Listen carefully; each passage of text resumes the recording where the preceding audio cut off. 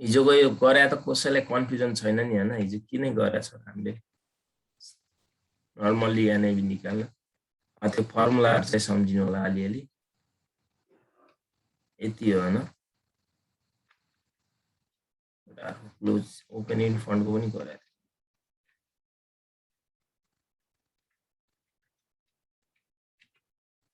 आज अर्को topic cost of investing in mutual fund अर्को टपिक है cost of investing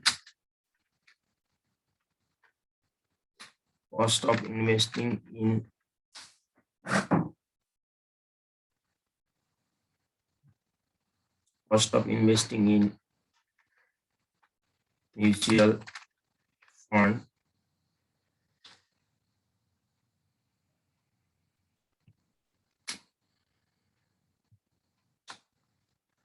cost of investing in mutual fund mutual फन्डमा विभिन्न किसिमका कस्टहरु लाग्छ हामीले हिजो लोड फिजहरु भनेको थियो नि लोड फीहरु भयो हैन जस्तो एक नम्बरमा हेर्नुस् त हामीलाई नर्मली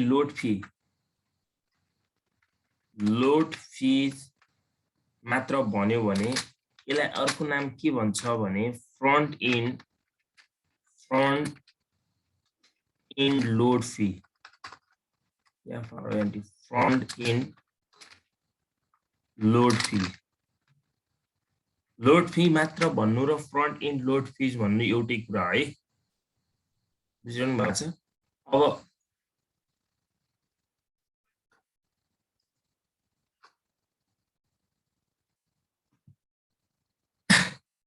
यो भित्रको कुरा लेखौं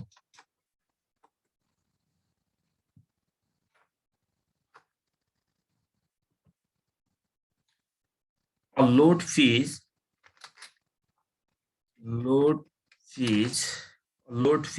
is a commission load fee भने एउटा कमिसन or सेल्स चार्जेस तपाईहरुले म्युचुअल फन्डको स्टकहरु बेच्दाखेरि अथवा किन्दाखेरि तिर्नुपर्ने विभिन्न किसिमका चार्जहरु अथवा कमिसनहरु चाहिँ के हो त लोड फी हो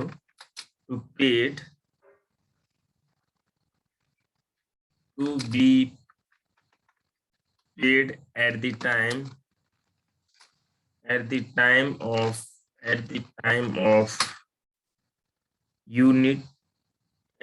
of unit share purchase.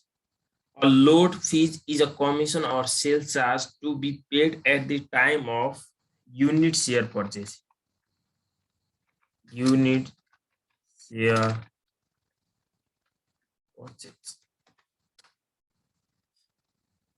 It reduces the amount of investment. यसले इन्भेस्टमेन्ट को अमाउन्टलाई घटाउँछ फी भनेको एउटा कस्ट हो कस्टले त घटाउने भइहाल्यो नि हैन it reduce the amount of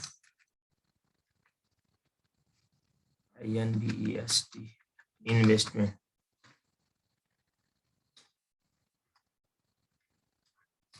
second नम्बरमा छ back and load fee back end load fees भने it is also called redemption fee यसलाई पनि के भन्न सकिन्छ it is also called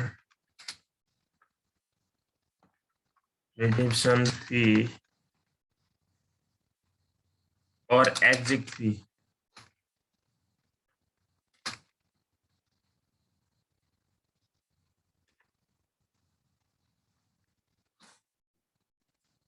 it should be paid at the time of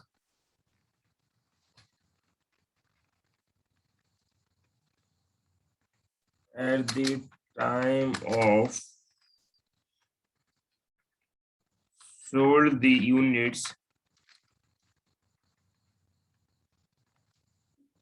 units back to the mutual funds.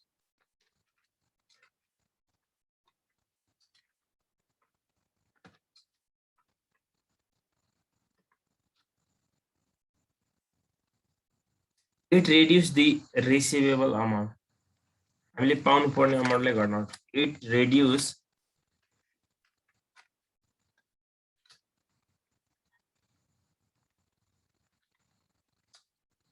तपाईले units mutual फन्डको unit sold गर्नुभयो बेच्नुभयो भने चाहिँ तपाईले त्यहाँबाट सर्टेन पर्सेन्ट चाहिँ ब्याक सर्टेन अमाउन्ट चाहिँ के दिनुपर्छ back and load fee pay गर्नुपर्छ जसले चाहिँ हामीले पाउनु पर्ने अमाउन्टलाई चाहिँ घटाउँछ भनेको अब जस्तै तपाईले 10,000 को म्युचुअल फन्ड बेच्नु भएको थियो त्यसमा चाहिँ 1000 सपोज 500 रुपीस मानु के भयो ब्याक एन्ड लोड फी हो भने तपाईले ओन्ली कति मात्र पाउनुभयो त 9500 रुपीस पाउनुभयो भने 500 ले तपाईको रिसिभेबल अमाउन्टलाई के गर्यो त त्यसले रिसिभेबल है सबै कस्टहरु हो अनि अर्को एउटा टुबेल वान फी अथवा यसलाई एक्सपेन्सेस पनि भन्छ एउटै कुरा हो टुबेल वान फी भनेको पनि यो एक प्रकारको के नै हो कस्ट हो है नाम हो टुबेल वान फी भनेको टुबेल बी वान फी हो है टुबेल बी लेख्नुस् है टुबेल बी वान फी अथवा expenses on October 28, 1940 the section in the Investment Company Act gets its name भनेको यसको चाहिँ नाम चाहिँ अक्टोबर 28 1940 मा section in the investment company एक्टले राखेको हो भनेर चाहिँ यो कुरा पनि थाहा पाउनु होला तपाईलाई व्हाट इज 12B1 फी भनेर क्वेशनमा 2 मार्क्समा सोध्यो भने तपाईले त्यो लाइन लिएर अनि यो भनेको एउटा फर्स्ट हो हेर्ने मैले जति लेख्छु नि त्यति लेख्दा इनफ हुन्छ है on October न्यूमेरिकल लागि तपाईले यस्तै कुराहरु याद गर्नु पर्दैन अब नर्मली थ्योरीको लागि थाहा पाउनु पर्यो नि हैन on October 28 1940 on October 28 है on October 28 1940 the section in the Investment Company Act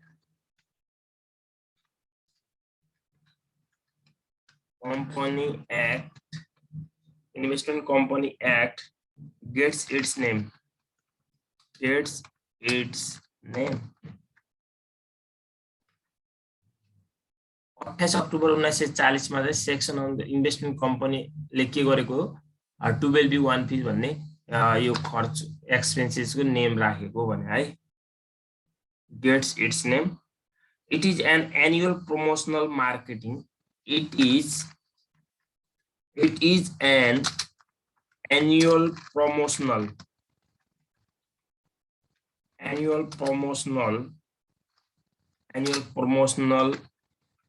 marketing distribution fees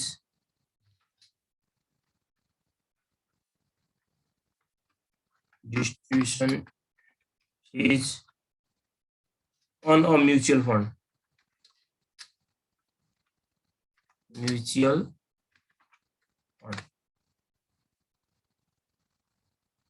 annual promotional marketing distribution fee in a mutual fund बाट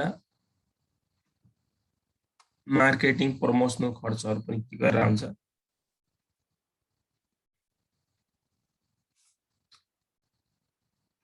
2 मार्क्समा तपाईलाई 12B1 फी भन्ने सोध्यो भने पढाइ यो च्याप्टरबाट थ्योरी त सोध्दैन सोधिहाल्यो भने तपाईले यति दुईटा लाइन लेखिदिनु अनि अर्को अपरेटिङ एक्सपेन्सेस 4 नम्बरमा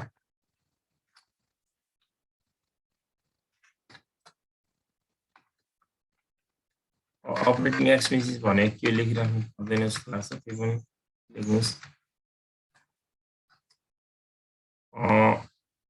other operating expenses are includes other operating expenses are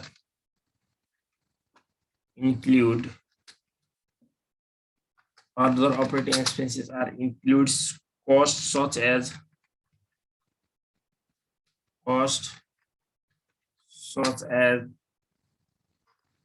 manager manager commission and salary,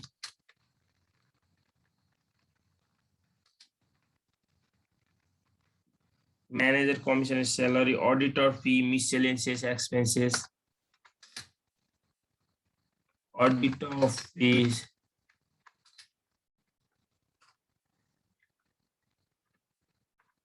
miscellaneous expenses, except brokerage fee, except brokerage.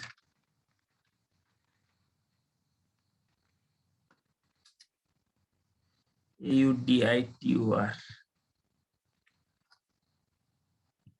Accept भनेको बाहेक ब्रोकरेज फी बाहेकको है, except brokerage fee or commission, brokerage fee or commission बाहेकको, ब्रोकरेजको fees र commission बाहेकको कस्टहरू भनेको other operating expense, total operating आयो।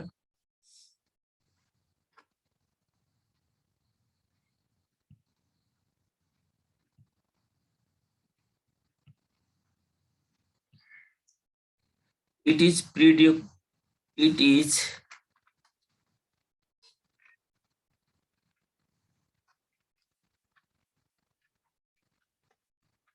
periodically deduct from the assets,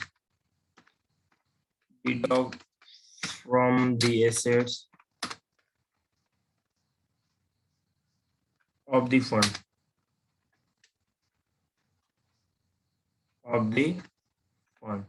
फन्डको एसेट्सबाट के हुन्छ त यो खर्चहरू घटाइन्छ भनेको है।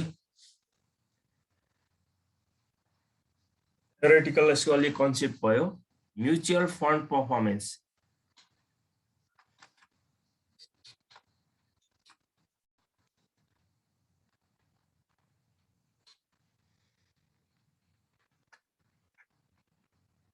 Mutual fund performance, mutual fund performance है। मेजरिङ रिटर्न्स, अब रिटर्नलाई कसरी मेजरिङ गर्ने त यहाँ, measuring returns, measuring return, the mutual fund return can be measured same as the standard HBR भनेको हामीले HBR लाई कसरी मेजर गर्थ्यौ पहिला थाहा छ कसैले? HBR भनेको नर्मल्ली हामीले P1 minus P0 plus dividend divided के गर्थ्यौ भन्नुस् त? P0 गर्थ्यौ नि, हो कि हैन? भुले गर्थ्यौ कि खाइसक्नु भयो सबै कुरा? द म्युचुअल फन्ड, बोल्नुस् है, return can be measured same as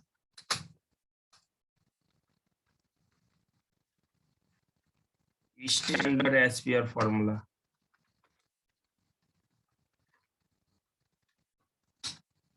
हामीले मार्केट एन्ड ट्रान्ज्याक्सनमा HBR कसरी क्याल्कुलेट गर्थ्यौ भन्नुस् त? रेट अफ रिटर्न भने कसरी निकाल्थ्यौ फर्मुला?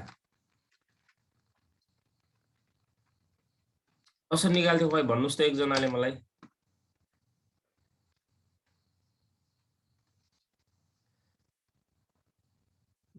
भनिदिनुस् न कसैले एकजनाले।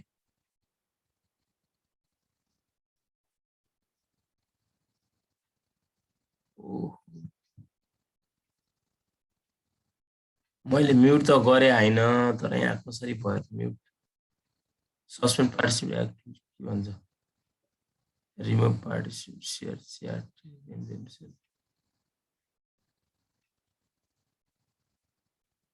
लक भएको छ मिटिङ, बोल्नुस् त सुनिन्छ होला।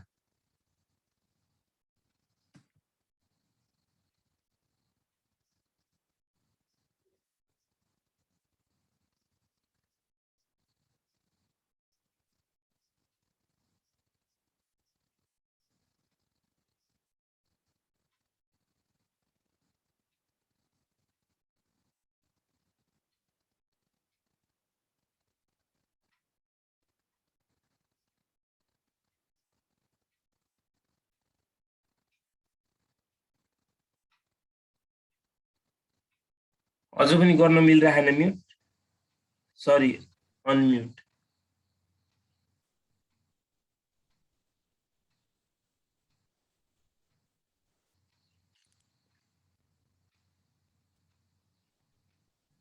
च्याटमा भन्नुस् त मिलिरहेछ कि छैन।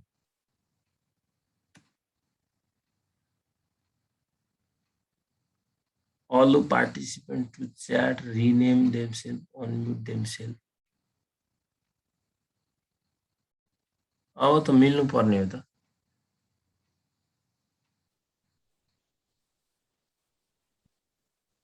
मिलिरहेछ।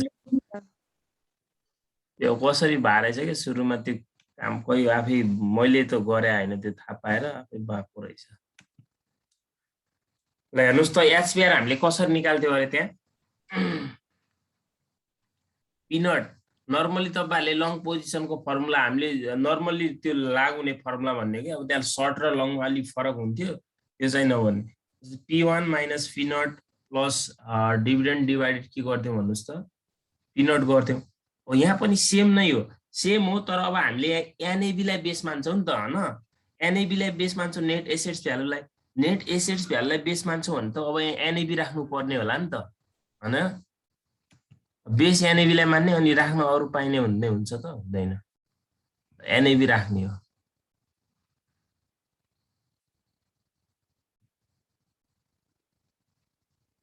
ल ट्याक्राक्क लेखिहाल्नुस् माथि NAV net assets value NAV लेखिएछ यो माथि लेख्नु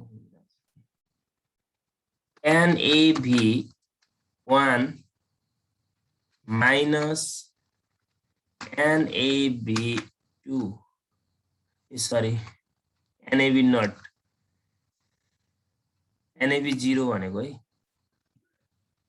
अलि यसरी गर्दाखेरि तल चाहिँ एनएबी 0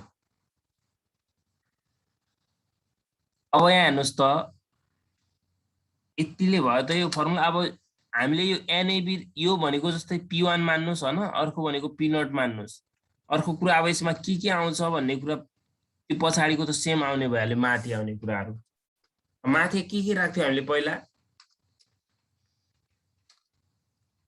एउटा चाहिँ डिभिडेन्ड आउँथ्यो d1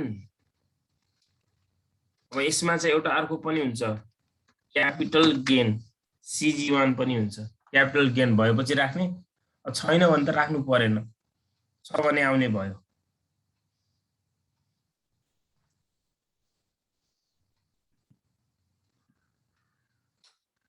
फर्मुला देखिरहा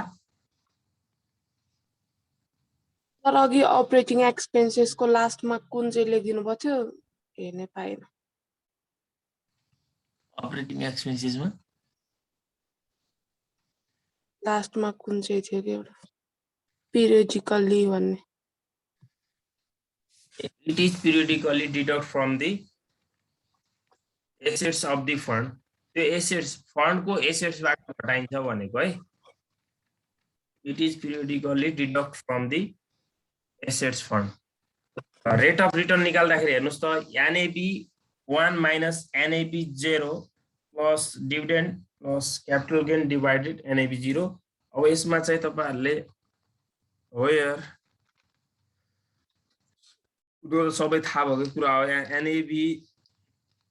NAB हो नट भनेको के होला कसैले भन्न सक्नुहुन्छ मलाई NAB 0 भनेको के होला beginning net assets value beginning net assets value per share of the fund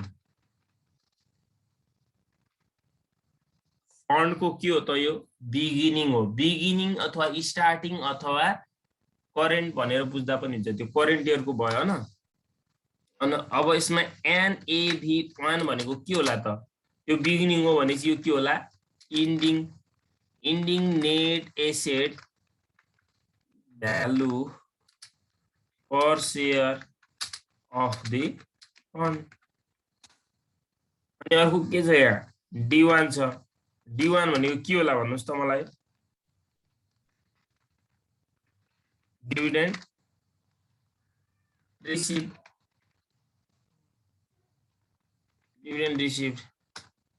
अनि अर्को क्यापिटल गेन CG1 यो भनेको क्यापिटल गेन यिल्ड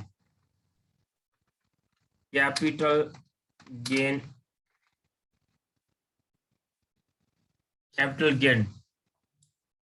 एड भएको छ क्यापिटल गेन रिसिभ लेखिदिनुस् क्यापिटल गेन रिसिभ पर्सेन्टमा हुन्छ पर्सेन्टमा हुनको लागि अब इन्टु 100 त गरिराख्नु परिहाल्यो है पछाडि लास्टमा इन्टु 100 गर्नुपर्छ अहिले यहाँ नदेखाएर यहाँ सो नगर्दा पनि केही फरक हुँदैन तर राख्दाखेरि तपाईले पर्सेन्टमा राख्नुपर्छ है त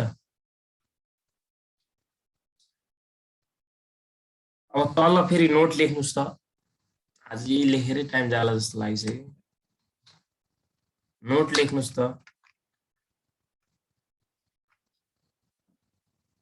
if dividend and capital gain distribution are dividend लाई र capital gain लाई if dividend and capital gains distribution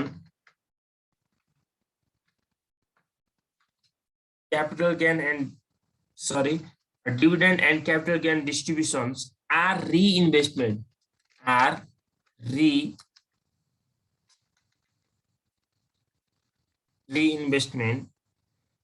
into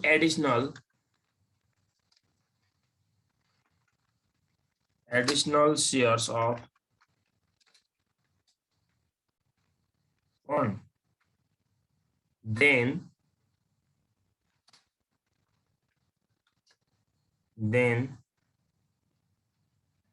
the HBR is calculated as follow. Then the HBR is calculated as follows. तपाईले पाउनु भएको डिभिडेन्ड र capital गेनलाई तपाईले रिइन्भेस्टमेन्ट गर्नुभयो additional share of fund भनेको फन्डमा भएको एडिशनल शेयरमा एडिशनल नम्बर अफ शेयर है र क्यापिटल गेनलाई तपाईले रिइन्भेस्टमेन्ट गर्नुभयो रिइन्भेस्टमेन्ट भनेको त्यसलाई लगानी गर्दै जानुभयो भने एचपीआर कसरी निकालिन्छ त तपाईलाई क्वेशनमा क्लियर भन्दैकै हुन्छ distribution of dividend and capital gain are reinvested what is the HPR अथवा rate of return भन्दैला त्यति बेला तपाईले माथिको फर्मुला युज गर्न पाउनुहुन्न है अब तपाईले HPR मैले एक कपी गर्छु ल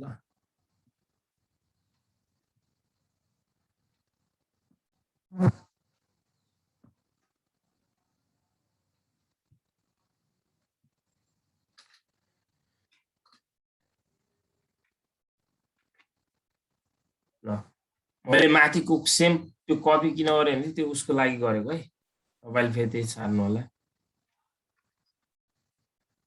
हेर्नुस् त एसपीआर मा अब हामीले एउटा के बुझ्नु पर्यो भने n1 - p1 हाम्रो एन्डिङ प्राइस को हुन्छ नि त अब n1 भनेको number of share at the end n1 into p1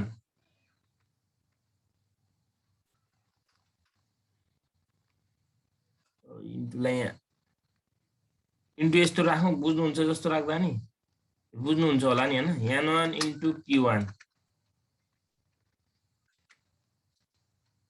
n1 into p1 minus n1 into p1 minus n0 into p0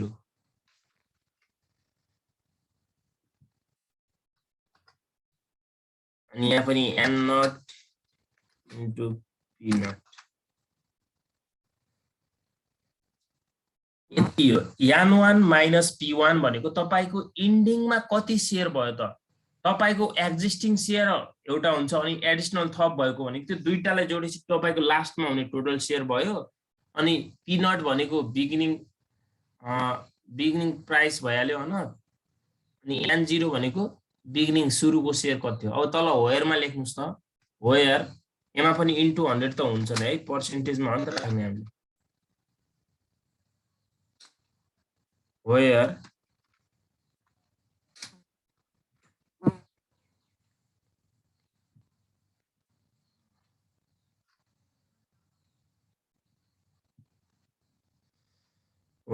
P naught equal to beginning price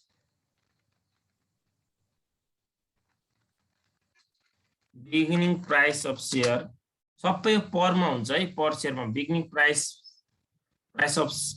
per share नलेख्दा नि त्यहाँ हामीले P1 भनेको ending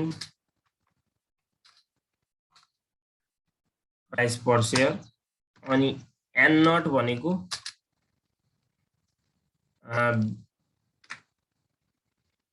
beginning shares, number of beginning shares भन्दा नि भयो, अनि N1 भनेको ending share.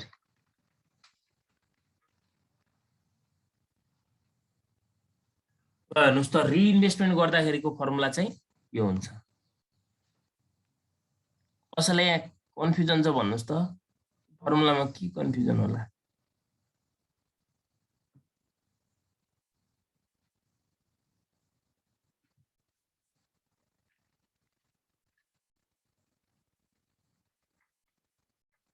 यहाँसम्म गरेको बुझ्नु भयो?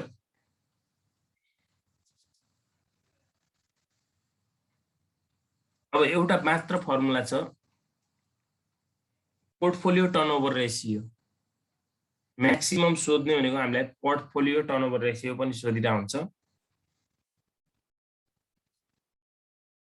यो पनि लेखिदियो है, हुन्छ? यो नगरेर अर्को, अब यसको एउटा क्वेशन गरौँ न, यो भोलि गरौँ न। हिजो मैले दिएको होमवर्क गर्नुभयो, कतिसम्म गर्नुभयो? 5 सम्म गर्नुभयो सबैजनाले?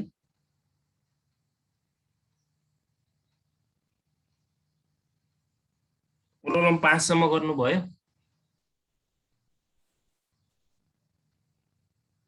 खै बोल्नु न त।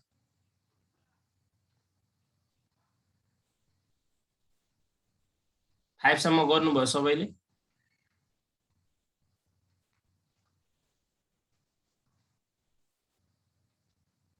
भन्नुस् त, 5 सम्म गर्नुभयो कि भएन?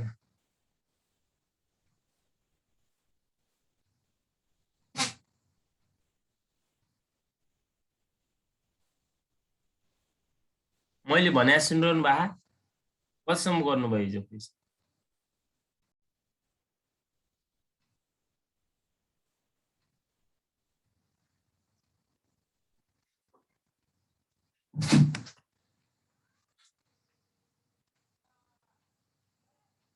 सुशीलाजी गर्नुभयो?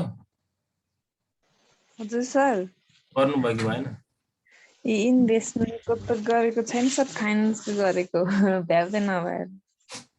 अलिअलि हेर्नु पर्यो है, सेम क्वेसन छ। अब जस्तै तपाईँहरूले हेर्नु भएको छ, कहाँ भएन मैले गर्नु हुन्थ्यो। अब मैले आफै गर्न चाहिँ अलि सुइटेबल हुँदैन कि यसमा। 5 हुन्छ सर, हामी गर्छौँ आफै। तपाईँले 5 नम्बरसम्म चाहिँ गर्नुपर्ने थियो क्या। ल 6 नम्बरमा हेर्नुहोस् त, नभएपछि मलाई सोध्नु होला भोलि।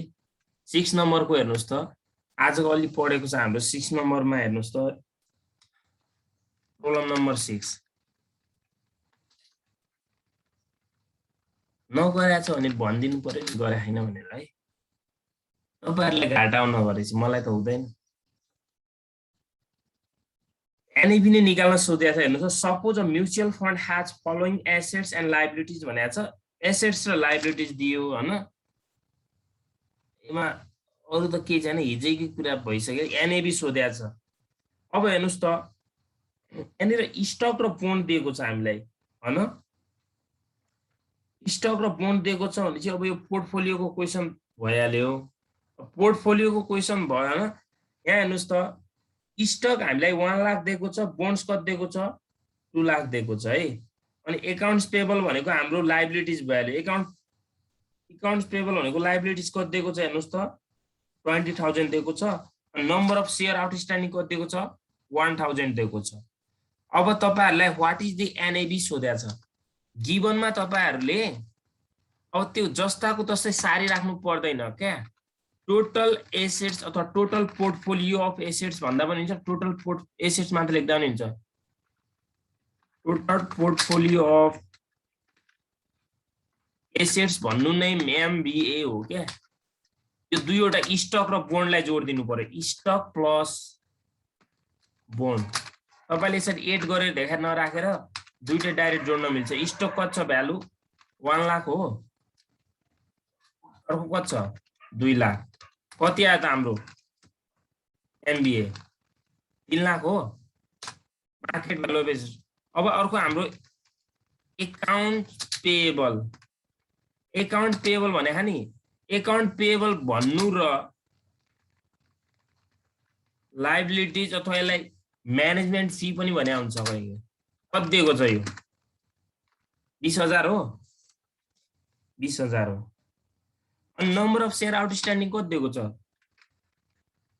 नम्बर अफ शेयर आउटस्ट्यान्डिङ यसलाई हामी सर्टकटमा एनएसओ भन्छौं एन मात्र डिनोट गर्दा पनि हुन्छ केही फरक हुँदैन यति भयो ए नम्बरमा के सोधिराखा तपाईहरुलाई व्हाट इज एनएबी अरे एनएबी निकाल्नुस् रे वी हैव हामीलाई के थाहा छ एनएबी भनेको के हो त एनएबी फर्मुला भनिदिनुस् त मलाई एमबीए माइनस लायबिलिटीज डिवाइडेड के हो त NSO number of share outstanding एलआईए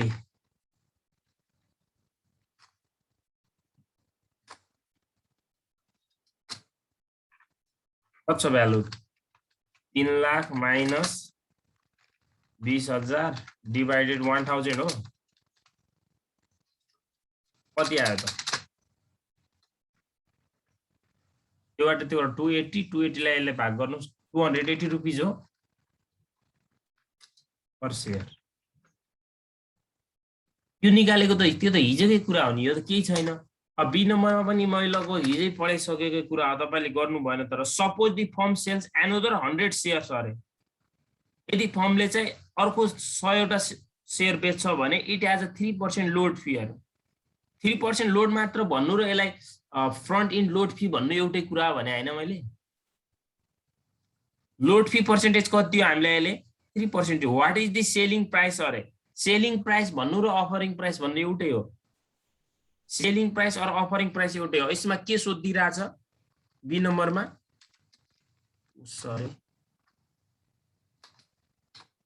be नम्बरमा हामीलाई सोधिरहेछ सेलिङ प्राइस तपाईले के बुझ्नु होला भनेपछि हामीलाई लोड फी पर्सेन्टेजमा दिने बित्तिकै त्यो अफरिङ प्राइस अथवा सेलिङ प्राइस भनेको निकाल्न भनेको हो भन्ने बुझ्नु होला है अफरिङ प्राइस भन्नु र सेलिङ प्राइस भन्नु एउटै कुरा हो अब मलाई भन्नुस् त मैले हिजो तपाईहरुलाई अफरिङ प्राइस अथवा सेलिङ प्राइस निकाल्ने फर्मुला सिकाएको हो कि हैन मलाई कसैले एकजनाले भन्नुस् के हो अफरिङ प्राइसको फर्मुला एनएबी डिवाइडेड के भनेको थिए 1 minus percentage of load fee percentage यही हैन हिजो सिकाएको मैले त्यही त हो नि यति फर्मुला हाल्ने त हो नि अरु के छ मलाई भन्नुस् त तपाईले यो एनएबी कति छ त 280 हो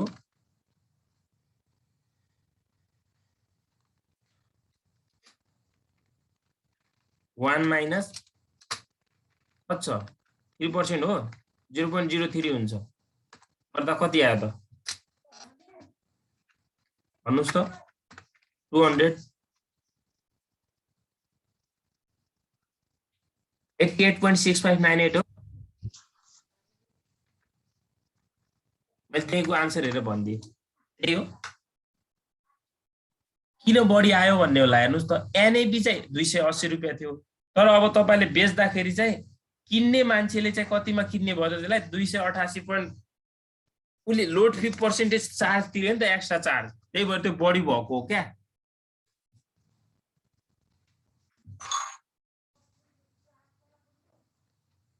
बुझ्नुभयो यहाँनिर?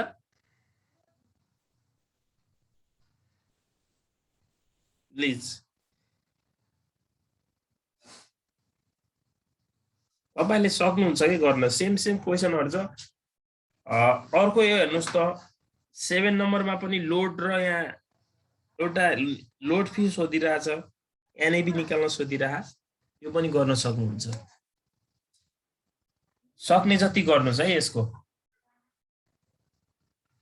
हुन्छ हुन्छ सर। अर्को पढिहालौँ अब यसको चाहिँ। क्वेसन चाहिँ गर्नु पर्यो क्या तपाईहरुले। क्वेसन नगर्दा त हुँदैन, आफै प्र्याक्टिस नगरेपछि हुँदैन। 7 बजे जोइन हुने होइन अहिले हुने हो, बरु अगाडि छोडाउला नि अलिकति है। भोलि जोइन हुँदाखेरि अरू यो क्लास जोइन हुँदाखेरि ठ्याक्कै 6 बजे जोइन भइहाल्नु होला है। कहिलेकाहीँ उसले गर्दा चाहिँ समस्या हुन्छ कि, नत्र म ठ्याक्कै त्यही टाइममा चाहिँ जोइन भएर आउँछु हैन। अब कम्प्युटर ल्यापटप कामै त्यही हो, 5-10 मिनेट अगाडि जोइन हुँदा हुँदै पनि कहिलेकाहीँ अलि टाइम लाग्छ।